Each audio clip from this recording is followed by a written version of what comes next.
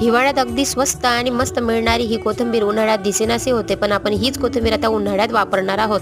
त्यासाठी आता आपण काय करायचंय की अशी मस्त कोथिंबीर बारीक चिरून घ्यायची, तिला एक पळी तेल लावून घ्यायचं आणि सगळीकडून मस्त असं बारीकसं तेल लावून तिला एका कापडावर उन्हात वाळत घालायची।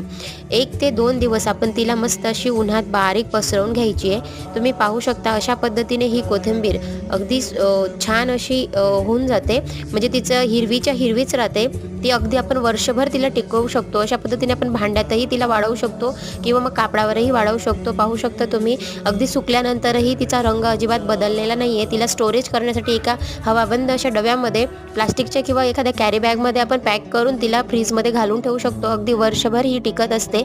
यानंतर तुम्ही तिला सुक्या भाजीत वापरा किंवा पातळ रस्स्याच्या भाजीत वापरा, कुठेही तिला वापरलं तरी तिचा स्वाद, रंग आणि चव अजिबात बदलत नाही।